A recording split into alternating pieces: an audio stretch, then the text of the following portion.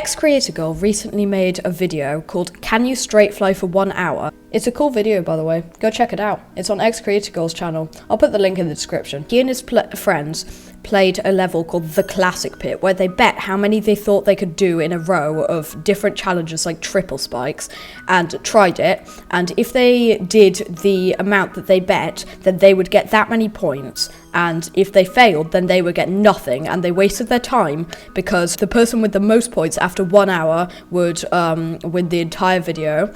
And as you can see, there are more challenges here. Now, in a community post, he said that the Classic Pit is still unreleased. He wants to add more challenges and make it a bit more fun, then he publishes it.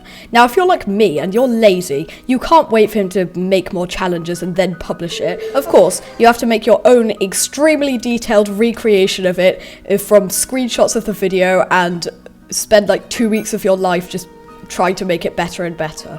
In this video, I'm going to go over how the Classic Pit works and how I remade it. Thank you for watching, and I hope you enjoy. Alright, so let's open up the editor, and immediately we can see this like big display that when we start, that's where it starts. So the way that this moves around is basically this sort of sequence here. So this is group 272, as we can see here. The arrow is group 272, and so basically there's an event trigger somewhere here, I'm not going to find it right now, that says when right push, so that's the D key or the right arrow, it's going to start the sequence trigger, this sequence trigger, group 273, and that has a bunch of other groups in it. So this is, every time it's going to be activated, it's going to do the next one in this sequence until it reaches the end, and then mode loop makes it go back to the beginning. So as we can see here, group 284 and then 277 are the groups that I've displayed here, and these are the ones that are in 284. These are the ones that are in 277. You can see that this is moving the arrow across over to here, and then the next one's going to move it over here, and then the next one is going to move it here, and then the next one's going to move it here, and so on until eventually reaches the end and goes back there. So I've got the different challenges that you can do here as well, and it also teleports the player to the area where you have to just wait for it to slide into the gap. Now, in the beta version, there was a sort of menu where you just slid along here and jumped over the various ones until you got to the one you wanted and then fell in there. That's not very accurate to how it's done in the video, so I made it so that is just invisible and it's just static to here the whole time. And whenever the arrow moves on to a new challenge, it teleports the player to a new dot. In the case of, say, this one here, it would be this dot here, because then if it teleports the player here, the person doing it will just have to wait until it falls in that hole, which starts the challenge. And for the straight fly challenges, which are these ones here, the same thing happens. I made it so it goes in this portal to change the game mode. Now, there's a bit of complicated stuff here because you can see that the straight fly only has a 1 block gap, and for the ship one, this is what we want. We only want it to have a 1 block gap because that's because it would be too easy with a 2 block gap, and that's how it's done in the video. With the UFO or maybe swing copter one, there's a 2 block gap. So I made it so there are triggers there that detect, is it already at a 2 block gap? If it is, it'll move to a 1 block gap, depending on if it's in the ship one, which is why it has a completely different trigger set here. And if it's supposed to be a 2 block gap, and it already is, it will just stay like that. And there's a bit of ugly stuff here, but that's fine because you'll never see it, and it falls into this area right here. No, not this one. This one here. This is the most classic one, and the one that the video started with. So I made sure to try and make this as accurate as possible. As we can see here, as we jump over the triple spike, it gets closer and closer to the total that we chose, and when to do, it shows it as 10 points right up here. So how does that work? So inside the editor, we can see that when the player teleports to this dot for the triple spike, it will eventually fall in this hole, which teleports it down to here, and these reverse triggers keep it stationary while you can choose how many you want. So, in the hole is an event trigger. Where is it? In the hole are 2 event triggers. One of them is saying, when right push, group ID 10 will be spawned. And one of them is saying, when left push, group ID 256 will be spawned. Group ID 10 is a pickup trigger. Where is it? This one here. So group ID 10 is a pickup trigger that makes it so this one will increase by 1. So when you do a right push, then that one will increase by 1 to show that you want to do one more, and we can see that that works. And the other one is just the same, but it's taking away 1. So if we go back into it, you can see that that also works. At the moment, you can also bet 0 just to do an endless one, but I'm probably going to change the 0 sign to an infinity to show that that's what it actually is at some point. That's just to see how long you can go for. And you know that you can jump to start it, and the way that works is actually really simple. It's not with an event trigger or anything.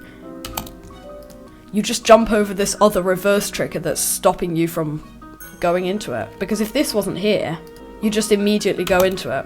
So how does this one work, this group ID 11? When you jump over the first time, it will move group ID 16 up, which is this one. So when you jump over it, it'll also pulse. So when you hit the end, there's a reverse trigger that's making you go the other way, and a move 9. So what is 9? This is 9. So there's a pickup trigger every time you jump, which will make this 11 go up 1 to show that you've done one more than you previously had done. And there's also an item comparison trigger here to say, is 11 exactly the same as 10? So if 11 is exactly the same as 10, then that means you've done them all, and that will start the true ID, which in this case is 12. We'll look at what that is later. And false ID will spawn 13, which is absolutely nothing, so nothing will happen in that case. When you hit this wall, there's a move 9, which moves this thing over here, so you can jump over here back. And there's also one on this wall, which moves down, by the way, when you hit this move trigger. So, once you do eventually get all of them, then group 12 will be spawned, as we saw in that item comparison trigger. So what is group 12? It's this thing. It's this set of triggers here. Well, okay, some of them are 15. So this one is teleporting it, well, back to the starting area. So that's what we want to happen once you've done all of them. And then it's doing item edit. So item 56 after this trigger will be equal to item 56, what it already was, plus item 10. So item 10 was how many did, and item 56 is, well, up here, this counter that shows how many points you've got. So say if you did 8 of them, then 10 would be, then item ID 10 would say 8 on it. And then say if you'd already got 4 points, then 56 would be 4. And so 56 plus 10 would be 12. So the item ID 56 would be changed to 12. So for these other ones, there really isn't a lot more other programming going on. It's basically just copy-pasting the same thing, but there is a few other stuff, such as this one, where we can see that it flips horizontally every time we do one, every time we hit the wall. And there's also this one over here that has a 20% chance of just shutting on us every time. Let's see if it does it. It didn't. Okay. Right, so let's get into how those work. So for this one, we don't want it to make it so you jump into this the first time and then jump back out of it the second time. We want it to be exactly the same timing every single time. So this structure is group ID 263, and it's actually really simple how this works, because on each of the walls there's just a scale trigger that makes it so scale x is -1, which just flips it the other way, and same one here, it just flips it -1 to what it already was, and that's literally just how it works. Everything else is exactly the same. Now there's also this random one here that has a 25% chance of shutting on us every time, and as you can see, it just shut on me that time, but if we try again, it doesn't just automatically happen on the third time.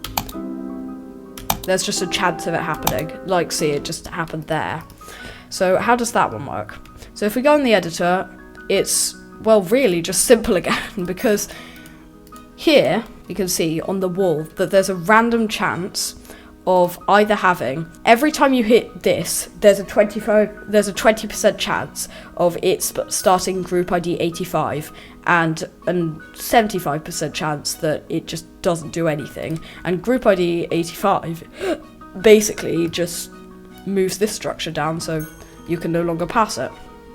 And when you go out of it, it moves the structure back to this dot that's below it to make sure that it's open for the next time you want to do that one. Now there's also completely this other style of challenge that there is, which is just how long can you straight fly for in different game modes. There are 3 different types of this. Let's see how those work.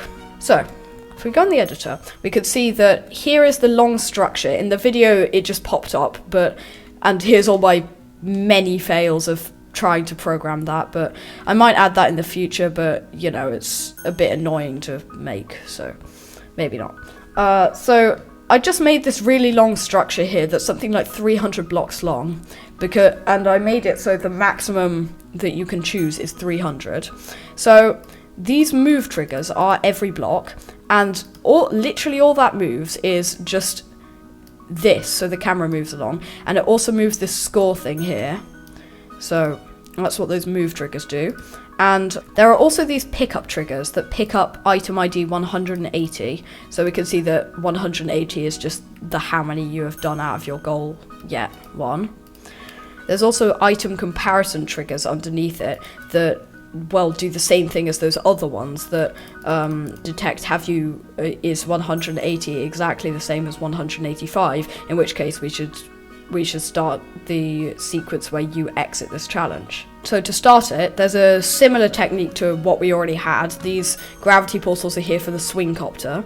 We've got this reverse trigger that keeps it in the same spot, and obviously the event trigger that makes this go up as much as you want.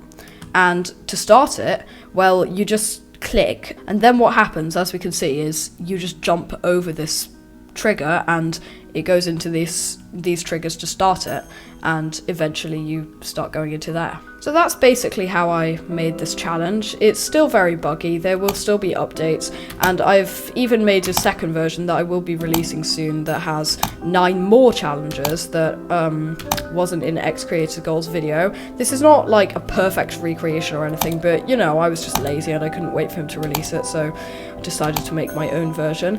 Thank you for watching, and I will see you in the next video.